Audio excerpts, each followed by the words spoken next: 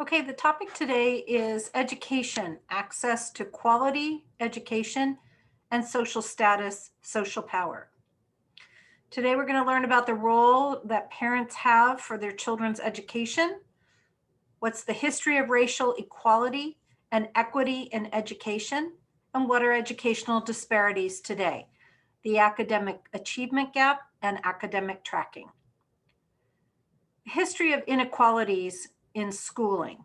There are the Jim Crow laws, separate but equal schools. Brown versus the Board of Education in 1954, the Supreme Court decision that led to the desegregation of public schools in the United States. Here's a picture of the very first African-American student to integrate in an all-white elementary school in the South. This was in 1960, and this little girl is escorted by U.S. Marshals. That probably didn't feel good. Well, how do you think this student felt in the classroom? What was her experience? She looked different than everyone else. They looked at her, she looked at them, and they were wondering, So post-Brown versus the Board of Education, districts delayed their desegregation plans. Black parents would instead have a freedom of choice to send their children to a white school or not. Green versus the County School Board of New Kent County in 1968. This was based on the premise that students likely were reluctant to transfer to such schools due to intimidation. Schools themselves must implement desegregation strategies. So there was this constant back and forth battle. There was this white flight, where white students started going to schools elsewhere, private schools. The student ethnic breakdown in public schools: Latino 73.4%, African American 10%, white 8%, Asian 3.9%, Filipino 2.2%, Pacific Islander, American Indian, and two or more races not Latino, less than 2%. Magnet schools were a remedy. Magnet programs were meant to integrate students from different neighborhoods based on talents or skills or what have you, special programming. Did any of you go to a magnet school within a school? And who reaps the benefits of that? The current outcome: race and schools. Racial segregation in schools has been higher than in the past 40 years. Has Brown versus the Board of Education achieved what it meant to achieve? Equality? Not so much. Equity versus equality. Equality, everyone has the same resources. Equity, those in need get the resources they need to succeed. So do we really need equality or equity? We need equity. So why equity? There continues to be an academic achievement gap that needs to be addressed. We see this through the academic achievement gap. What about charter schools? Charter schools receive government funding, but operate independently of the established state school system in which it is located. It offers school choice.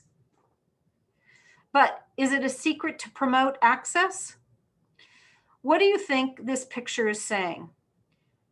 Taking the bricks from a public school, taking funding, in other words, to build charter schools. The Los Angeles Unified School District teacher strike, okay? The United Teachers LA wanted more money for counselors, nurses, librarians, plus a reduction in standardized testing and promises of smaller class sizes. Additionally, one of the issues was charter schools. United Teachers of LA proposed that they take money away from neighborhood schools. and they wanted regulations on charter school growth. The academic achievement gap has perpetuated.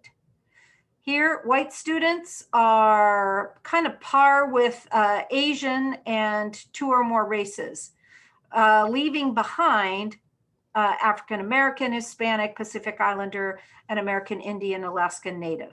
This was a grade 4. It is pretty much the same. However, there's some catching up by grade 8.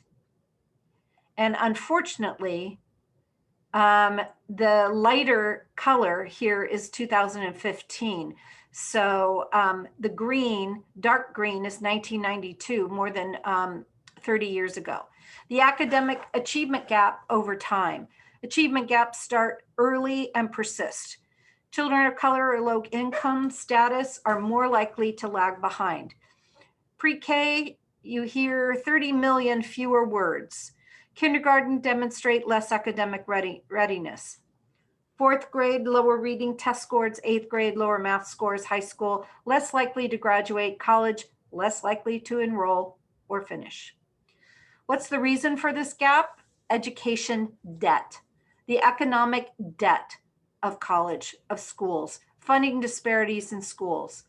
Napa Valley Unified School District, revenue per student, $5,000 with approximately 18,000 students. St. Helena Unified School District, 17,000 and change per student with approximate number of students, 1,200. So these students are getting more money per classroom because there are fewer students. The ratio is 20 students to 1 to a teacher, where in Napa Valley, it's 30 students to a teacher. Academic achievement gap contributes to the education debt. The historical debt, social and education inequities were based on race, class, and gender. Example are the Jim Crow laws. Sociopolitical debt, exclusion of people of color from the civic process. In other words, former voting laws. And then there's the moral debt, what we know is right versus what we do.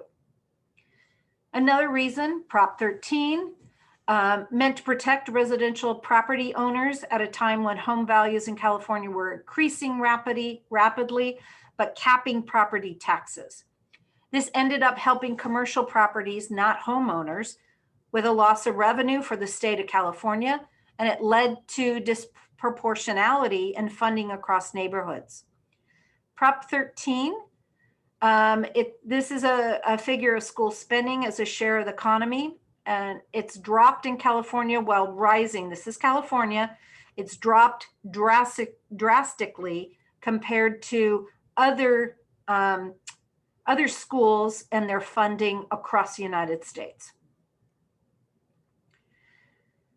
Okay, so property taxes depend on the worth of the housing market. Public schools depend on property taxes. Here's the Beverly Hills School. Here's the Crenshaw High School.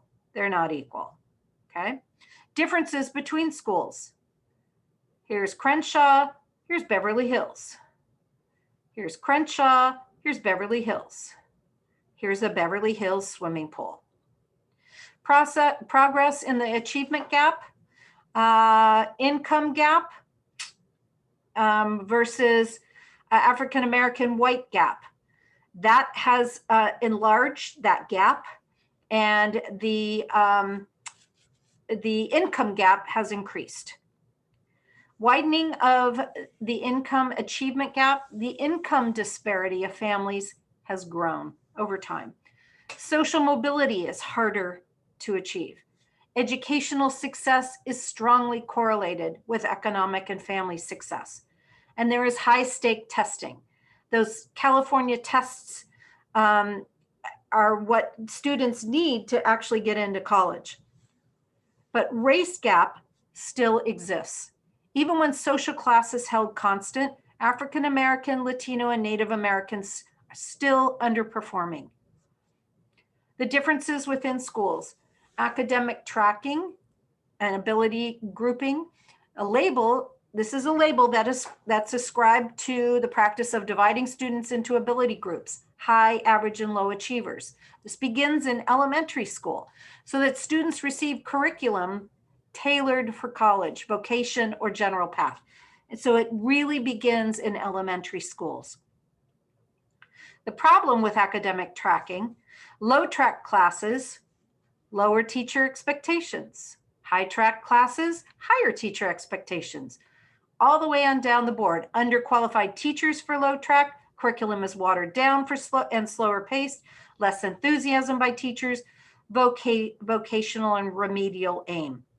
The difference with high track classes, higher teacher expectations, most experienced teachers gravitate to those high track classes. More critical thinking and problem solving occurs in those classes in the curriculum, more enthusiasm by the teachers, college going behavior. So what are the implications of tracking? Lower track students seem to fall further behind. It also affects their self-esteem. Higher track students have a higher self-esteem, higher than lower track students. Becomes an educational pipeline issue. Tracked level in elementary and junior high schools predict the track or program in high school. So what can be done to increase achievement and make education equitable? Adequate resources and funding, comprehensive support for students, extended learning opportunities, classrooms that support learning, access to qualified staff, strong district support, and outreach to students' families. Parental involvement can help. Students whose parents are more involved in their schooling earn higher grades, have better school attendance, and have fewer discipline problems. But there are different types of parental involvement. Parental participation in school-related activities is one. Parental encouragement of positive school behaviors is another, and parental expectations for achievement and attainment. It's important to recognize that non-traditional parent involvement also exists. Some of the examples: excusing children from chores in order to do homework, exposing children to low-paid farm work available to people without an education that highlights personal and financial sacrifices in support of children's schooling. So that's what I have for you, and I will upload this to YouTube. I hope you enjoy this lecture.